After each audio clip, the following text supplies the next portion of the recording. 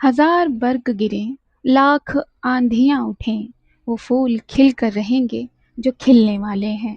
नमस्कार, कैसे हैं आप सभी? दुआ और उम्मीद दोनों है कि आप सभी बहुत अच्छे होंगे। तो बहुत बहुत स्वागत है आपका। वेलकम, खुशामदीद, अभिनंदन to my channel R A only love. आइए छोटा सा एक रीकैप ले लेते हैं। सिवी द सेवियर ने कुछ तो बुन दिया था। ऐसा ही सिंह की बर्थडे पार्टी आ गई थी जहां कश्यप और रावी को साथ लाना था। कश्यप तैयार हुई थी और कश्यप को लेने पहुंचे थे ये दोनों। कश्यप को देखकर उसके महबूब के दिल में तरंगे छिड़ गई थी। पहुंचे थे ये लोग एसआई सिंह के घर, जहां दो अजनबियों की बातें सुनी थी आपने। नहीं सुनी तो सुनिए जाकर। दो दिल जो तड़प रहे थे एक दूजे को देखने के लिए, वो दर्शन, वो तड़पन खत्म हो गई थी। वो चाय का कप, वो बातें, वो तारीफ और पार्टी पूरी हो गई थी। तो यही रिकैप था। ये अब हम आगे चलते हैं। गाड़ी में बैठ गए थे। घर जाने का इरादा था गाड़ी का। लगाम गाड़ी की रावी के हाथ में थी। इस बार काशी ने जरा चालाकी दिखा दी थी और बैक सीट पर जाकर अपनी शिवी के साथ बैठ गई थी और कश्यप बैठी थी ठीक रावी के बगल में, मगर एक सरहद लिए कि उस सरहद को रावी पार नहीं कर सकती। काशी ने अपने मोबाइल फोन को खोलकर यूं ही झूठ मूठ कुछ दिखाने के बहाने शिवी को करीब कर लिया था। यूं बाह कसकर पकड़ ली थी शिवी की, चिपका लिया था अपने आप से। तो शिवी ने आंखों से चिताया था कि कश्यप और रावी यही हैं। तो काशी ने अपनी धीमे धीमी आवाज में धीरे से लबों को खोलकर जवाब दिया था, वो अपनी मोहब्बत में गुम है। आप मुझ में गुम हो जाइए और मुझे आप में गुम हो जाने दीजिए। काशी की बात पर जब शिवी ने हाथ छुड़ाना चाहा था अपनी भवों को सिकोड़कर, तो काशी ने अपनी पकड़ को मजबूत कर लिया था।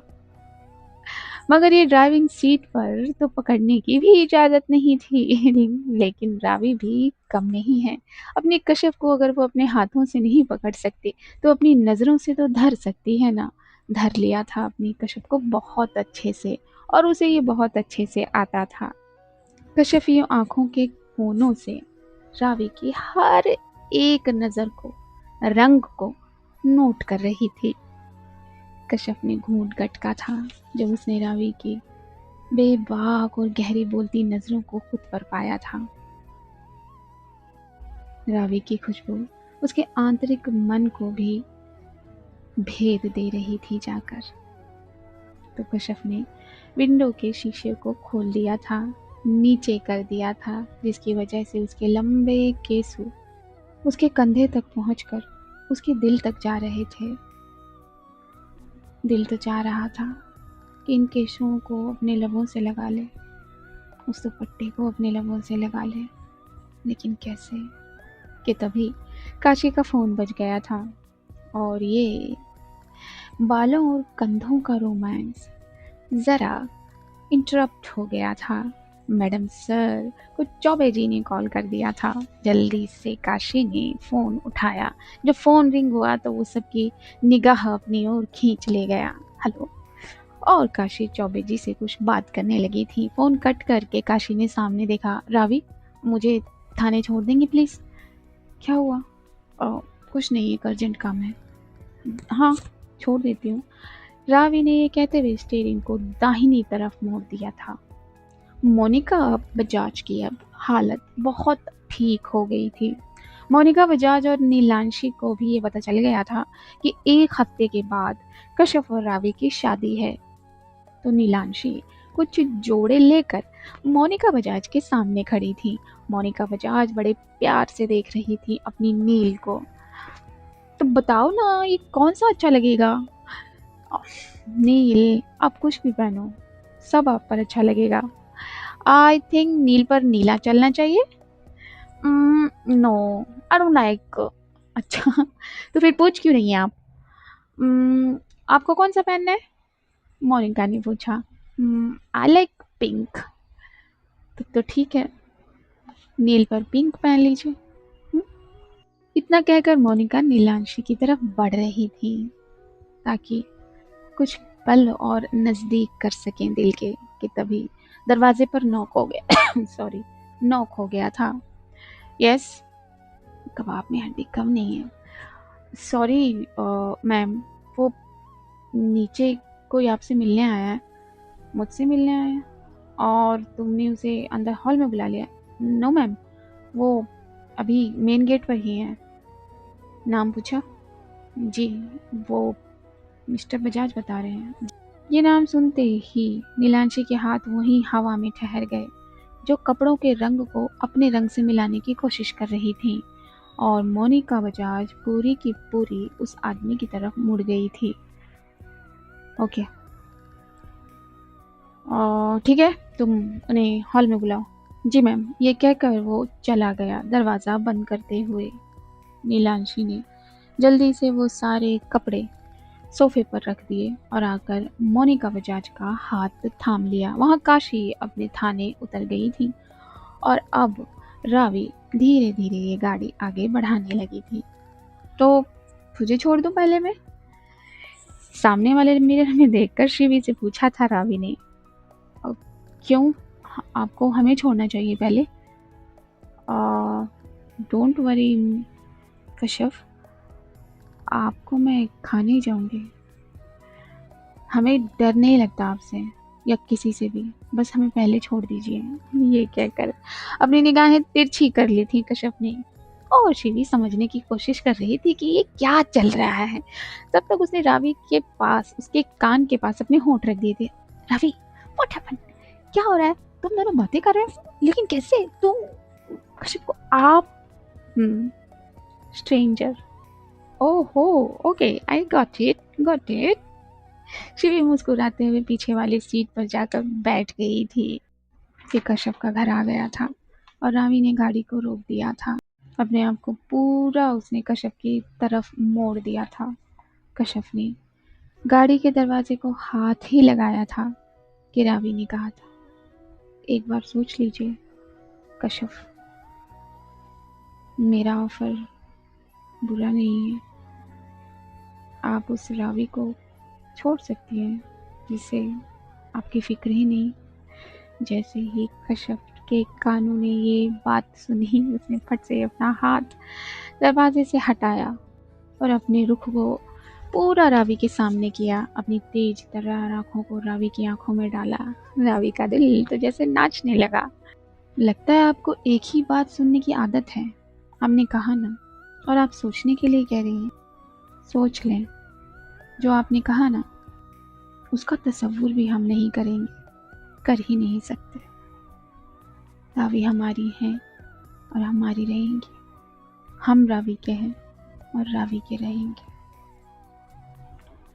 तो अच्छा होगा अगर आप ये बातें या आजमाइशें कहीं और करें, कामयाब हो सकती हैं। Good night.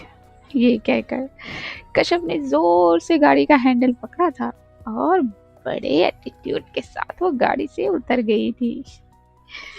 Ravi, bad luck, Shivi ने ये कहा और उसने अपने आप को गाड़ी से निकाला और जाकर उसने कश्यप को गले लगाया।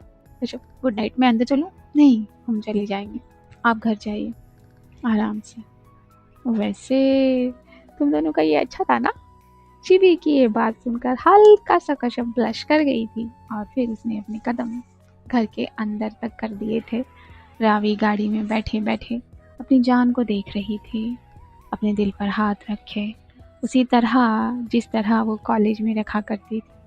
लेकिन उस वक्त की रावी की आंखों में जो प्यार था, आज की रावी की आंखों में वो न जाने कितने गुना बढ़ चुका है। शिवी आई और जल्दी से रावी के बगल में बैठ गई। आशिक, चले अब? हाँ, मैं आशिक या तुम दोनों आशिक? क्या कर रहे थे तुम दोनों पिछली वाली सीट पर बैठकर? कुछ भी तो नहीं कर रहे थे रावी, वो बस कुछ पिक्चर्स दिखा रही थी काशी।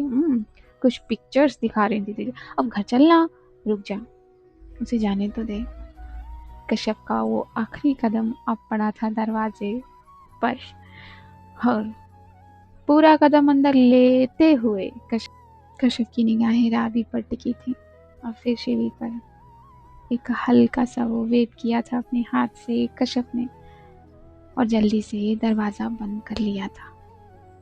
आप चले गई वो। हाँ हाँ, जल्दी क्या पड़ी रहती तुझे, ये कहकर रावी ने गाड़ी स्टार्ट कर दी थी और दोनों दोस्तों के बीच में कुछ बातें होने लगी थी। शिवी का घर आ गया था और उसे छोड़कर रावी अपने घर के लिए निकल गई थी। थोड़ी ही देर में वो घर पहुंच गई थी। वहाँ काशी अपने थाने में थी। एसआई सिंह को आज काशी ने नहीं बुलाया था क्योंकि एसआई सिंह का बर्थडे है और वो अपने फियांसे के साथ क्वालिटी टाइम पर है। तो जो भी काम है, जो भी वर्क है, काशी वो खुद हैंडल कर रही हैं अपने जूनियर्स के साथ। कश्यप अपने घर की खिड़की पर पहुंची थी और अपने दुपट्टे का एक कोना पकड़कर अपने चेहरे के सामने किया था और फिर बिना कुछ कहे एक मखमली एहसास और मखमली मुस्कान लिए होठों पर उसने अपना ही दुपट्टा चूम लिया था। रावी वो अपने कमरे में थी और वो भी अपनी खिड़की पर खड़ी थी, जैसे दोनों एक दूसरे के सामने हों। ऐसी ही फीलिंग दोनों के दिल में उजागर थी। रावी को कश्यप की बातें याद आ रही थी कि किस तरह रावी को 1% की भी तवक्को नहीं दी कश्यप ने और उस पर भी उसे प्यार आ रहा था।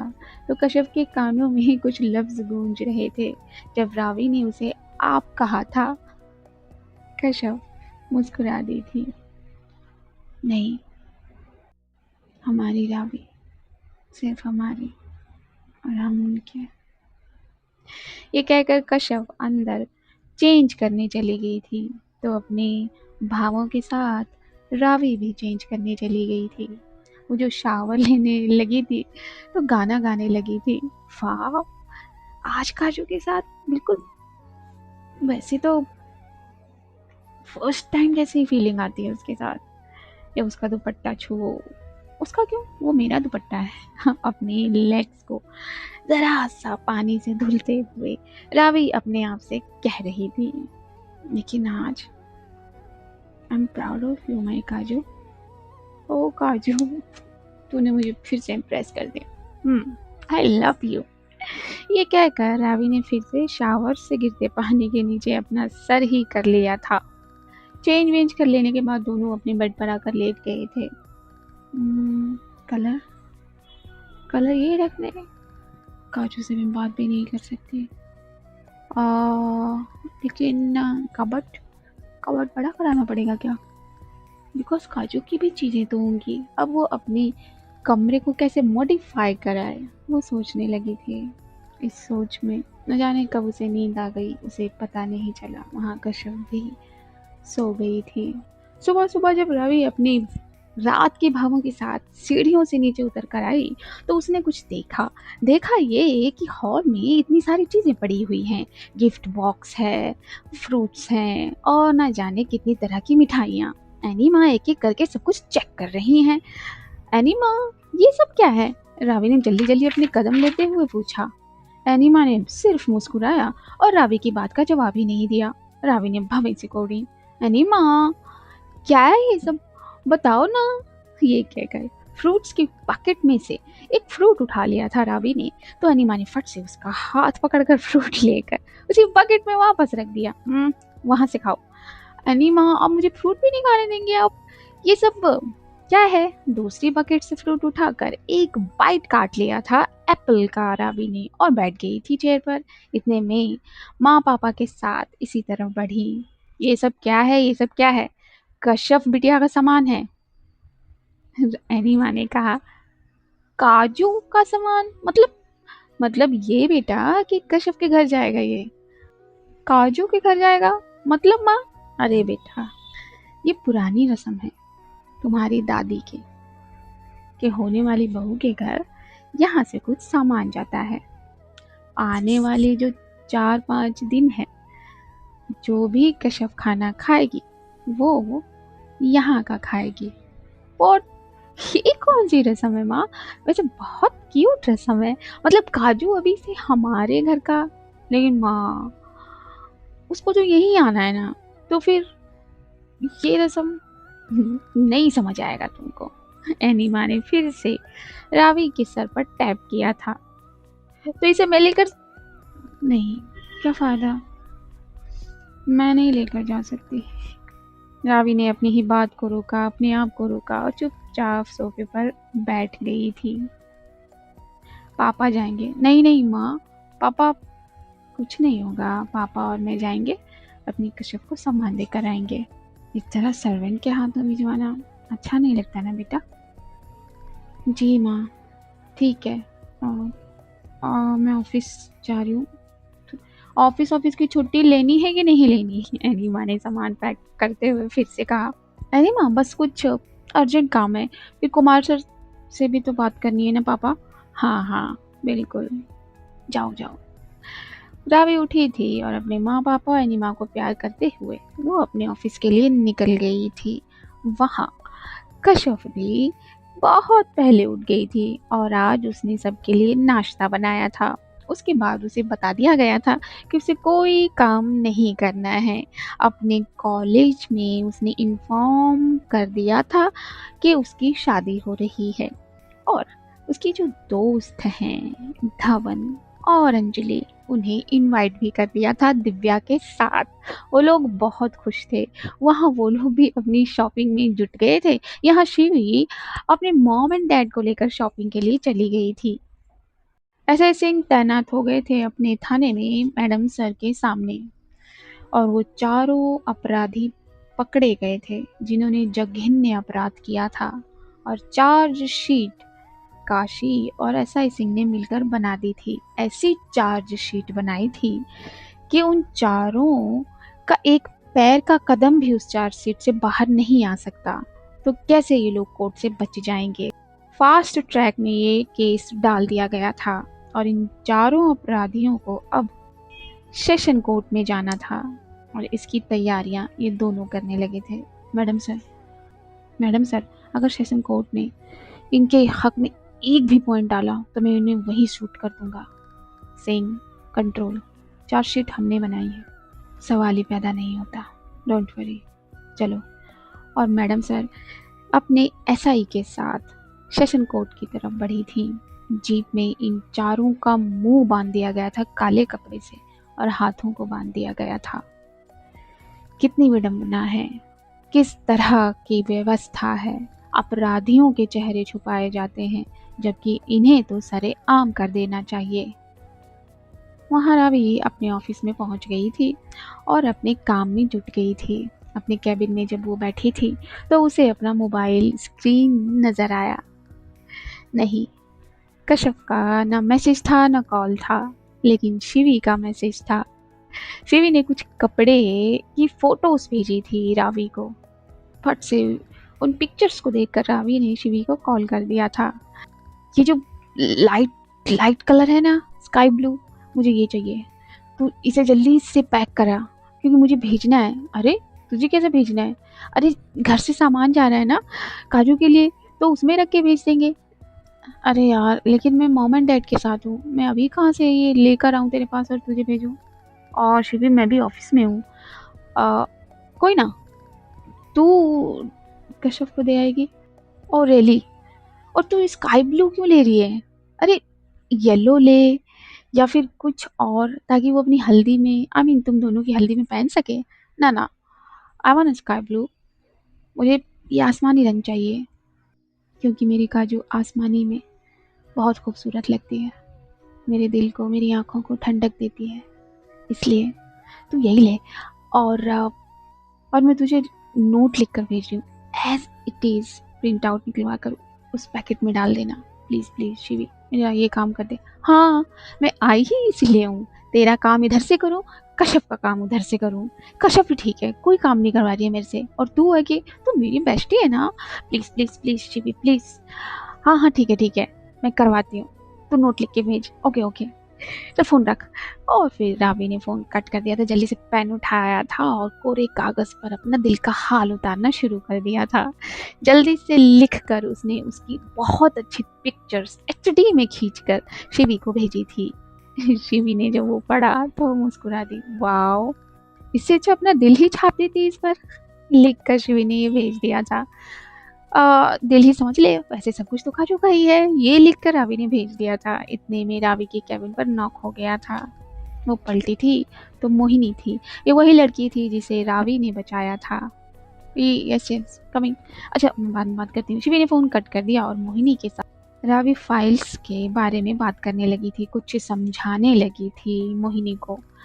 कुमार अंकल से बात कर ली थी? जी मैम, वो बस आते ही होंगे। Good, very good, nice work Mohini. Appreciate किया था यहाँ रावी ने मोहिनी को। वहाँ माँ पापा पहुँच गए थे कश्यप के घर। दरवाज़ा भाभी ने खोला था। अरे अंकल आंटी, भाभी ने जल्दी से पैर छुए थे माँ पापा के। माँ पापा ने भरपूर आशीर्वाद दिया था, फिर अंदर आ गए थे। कुछ सर्वेंट लेके आ रहे थे टोकरी, झोले, थैले, जो भी चीज़ें हैं चमकीली पन्नियों में लिपटी हुई, वो लाकर यहाँ रख दिया था। अरे ये सब क्या है भाई साहब? अब्बू ने इस तरफ कदम करते हुए पूछा। अरे समधी जी, बिटिया का सामान है और क्या। ये सब अभी अंकल? भाभी ने भी पूछा। हाँ बताते हैं, पहले बैठ जाएं। हाँ हाँ हाँ, सॉरी सॉरी अंकल, बैठिए ना प्लीज़, मैं चाय लेकर आती हूँ। भाभी ने ये कहा और वो किचन की तरफ बढ़ गई तो अनस को अपनी गोद में लिए हुए अम्मी भी इस तरफ आ गई। अम्मी को कोई अंदाज़ा ही नहीं था कि उनके समधी जी आने वाले हैं। जल्दी से अम्मी ने दुपट्टा ठीक किया और आकर वो भी बैठ गई और माँ और पापा ने ये रस्म के बारे में अम्मी अब्बू को बताया। क्या करें, टाइम ही इतना कम है, समझ में नहीं आ रहा क्या तैयारी करें और क्या नहीं। अरे बहन जी, इतना सोचने की क्या ज़रूरत है? हाँ, हम सिर्फ कश्यप को लेने आएंगे और ले जाएंगे। हाँ हाँ बिल्कुल आंटी, लेकिन अभी के लिए चाय पीजिए। भाभी ने चाय सामने रख दी थी बहुत सारे व्यंजनों के साथ। हाँ, काम तो क्या ही कहेंगे, कितना बढ़ जाता है। बातें होती होती आगे गई थी। 2 दिन के बाद मेहंदी है, 2 दिन के बाद मेहंदी शुरू हो जाएगी फिर। हाँ हाँ वो तो है ही। इतने में कश्यप भी अपने कदम लिए इसी तरफ आ गई थी। आकर उसने भी माँ और पापा के पैर छूने चाहे, लेकिन माँ और पापा दोनों ने उसे रोक दिया था, अपने पास बिठा लिया था। प्यार क्या था, फिर कुछ बातें हुई थी। बस माँ पापा जाने के लिए उठे ही थे कि शिवी दरवाजे पर आ गई थी। अरे शिवी बेटा, माँ ने शिवी को देखते हुए कहा। अंकल आंटी, आप ये पैकेट भूल गए थे ना? पैकेट? कौन सा पैकेट? पापा ने अपनी भवेंची ओढ़ ली थी। कौन सा पैकेट? भाभी ने शिवी के पास जाकर कहा। भाभी भाभी जल्दी से कवर अप करो ना, ये भाभी ने भिजवाया है। ओ हाँ, पैकेट वो एनिमा का फ़ोन आया था। आंटी एक पैकेट छूट गया था, लाइए शिवी हमें दे दीजिए। ये कहकर भाभी ने जल्दी से वो पैकेट पकड़ा और ले जाके कश्यप के हाथ में रख दिया। लीजिए, ये आपका पैकेट है। हमारा? कश्यप के लब धीरे से खुलकर यही बोल गए थे। चले अंकल आंटी। अरे अरे कहाँ, अभी तो आई हैं आप। अब अंकल वो काम है ना, इसलिए। जब अब्बू ने रोका तब शिवी के लफ्ज़ तो लड़खड़ाने ही थे। अच्छा अच्छा ठीक है। अम्मी अब्बू से विदा ले ली थी माँ और पापा ने और चल पड़े थे घर की तरफ। फिर से अम्मी अब्बू भाभी अपने अपने काम में बिजी हो गए। कश्यप ने सबको व्यस्त पाया अपनी आंखों के सामने। उसका दिल उदास हो गया। अभी भी उसके हाथ में वो पैकेट था। पैकेट को नीचे रखने का उसे ख्याल ही नहीं आया। उदासी में खोए हुए भाव के साथ वो अपने कमरे में चली गई। दरवाज़ा धीरे से बंद किया। तब उसे ख्याल आया कि उसके हाथ में तो एक पैकेट है। उसने वो बेड पर रख दिया और फिर वहीं बेड पर बैठ गई। सोचने लगी, अपने इस कमरे को तकने लगी। देख रही थी अपने इस कमरे को कि कुछ दिन बाद वो ये कमरा छोड़कर चली जाएगी। इस हॉल में बैठकर अब्बू के साथ चाय पीती है, अम्मी से बातें शेयर करती है, भाभी से अपनी ज़िद मनवाती है, भाई से अपनी ज़िद मनवाती है। उस हॉल में वो नहीं रहेगी। किचन में जब अब्बू के लिए चाय बनाती है नहीं जा पाएगी। खाना, ये छत, घर की ये सीढ़ियाँ, हर एक चीज़ में यादें जुड़ी हैं। यहाँ तक कि रावी भी उन यादों में है। इस कमरे में रावी की यादें हैं। यूँ खिड़की से आकर बेबाकी से कश्यप को अपनी बाहों में भर लेना। हर बार जब कश्यप उदास हुआ करती थी, हर बार जब वो परेशान हुआ करती थी, सब याद आ रहा था कश्यप को, एक एक करके उसकी नज़रों के सामने। आंखों से 2 आंसू निकलकर कपड़े पे गिर गए थे। तभी उस पैकेट पर नज़र पड़ी। उन्हीं गीली आंखों से कश्यप ने वो पैकेट खोला। रावी का एहसास भर था। रावी हर जगह होती है। अभी वो रावी के बारे में सोच ही तो रही थी कि रावी का लिखा हुआ ये नोट उसके हाथ में आ गया। उसके लबों पे मुस्कान आ गई, दिल में मोहब्बत भर गई। रावी। और होठों ने उसी का नाम लिया। काजू प्लीज़ पढ़ लेना। तेरी शर्त मुझे अच्छे से मालूम, यही कि मैं तेरे से बात नहीं कर सकती, ना तुझसे मिलने आ सकती हूँ। तो तेरी शर्त मैं निभा रही हूँ। मैंने ये कागज़, ये नोट अपनी दुल्हन के लिए भेजा है। उस दुल्हन के लिए जिसका इंतज़ार मेरी सांसें कर रही है। तूने शर्त रखकर बहुत बड़ा एग्ज़ाम लिया है मेरा। तुझे क्या बताऊँ, एक एक मिनट में कितनी बार तड़पता है मेरा दिल सिर्फ तेरी आवाज़ सुनने के लिए। जब ये पढ़ा कश्यप ने तो आंखों में दर्द लिए उसके लब मुस्कुरा गए। बहुत बहुत दर्द होता है काजू, जब मैं फ़ोन उठाती हूँ तुझे कॉल नहीं कर पाती। ये ठीक नहीं किया तूने, लेकिन ठीक है, जो तूने किया वो मेरी सर आँखों पर। और हाँ, ये मेरा फेवरेट तेरे पास पहुँच गया है और इसे तुझे मेहंदी में पहनना है। मैं नहीं आ सकती थी, इसीलिए शिवी के हाथ भिजवा रही हूँ, क्योंकि बाकी चीज़ें तो पहुँच गई होंगी तेरे पास माँ पापा के साथ। काश कि मैं तुझे अपना दिल इस कागज में दिखा सकती, बता सकती कि मेरी पलकें नींद नहीं लेती रातों में। बता सकती कि कितनी बार मेरा दिल तेरा नाम लेता है। बता सकती कि ये बाहें कितनी बेचैन है तुझे अपनी बाहों में भर लेने के लिए। बता सकती कि मेरे होंठ कितने सूख गए हैं, और याद रखना तुझे ही नहीं गिला करना है, सारी ड्राइनेस मिटाऊंगी मैं उस दिन। मेरे काजू। ये लिखा था रावी के उस नोट पर। कश्यप जो भी उदास थी, गमगीन थी, उसके दिल में, उसके जहन खुशी की एक लहर थी, जैसे इस नोट के ज़रिए रावी ने उसे छुआ हो, ऐसा उसे महसूस हुआ था। मुस्कुराते हुए अपने हाथों से वो पैकेट खोला था तो उसमें आसमानी कलर का वो सूट निकला। वाह, जो आंखों को ठंडक दे गया कश्यप की भी। जितना आप तड़प रहे हो उतना हम भी तड़प रहे हैं। हमारे दिल की चैन है आप। यही बात ड्राइनेस मिटाने की, तो ड्राइनेस तो यहाँ भी है और वो सिर्फ आपको मिटानी है। हमें भी इंतज़ार है उस दिन का जब हम अपनी रावी को अपनी बाहों में भर लेंगे, जिस्म का एक एक कोना चूम लेंगे। आई मिस यू बाबा। ये कहकर उस सूट को कश्यप ने अपने होठों से लगा लिया था। वक्त आगे बीता था और ये दिन भी ख़त्म हो गया था। थक हार कर रावी घर आई थी और सोफे पर ही निढाल हो गई थी। माँ ने आकर रावी के सर को सहलाया था। क्या हुआ बेटा? माँ, मैं बहुत थक गई हूँ। अच्छा ठीक है, कल से ऑफिस जाना बंद। माँ, ऑफिस ये नहीं हो सकता ना माँ, ऑफिस किसी न किसी को देखना होगा, पापा को मैं भेज नहीं सकती, तो मेरा जाना तो कंपलसरी है माँ।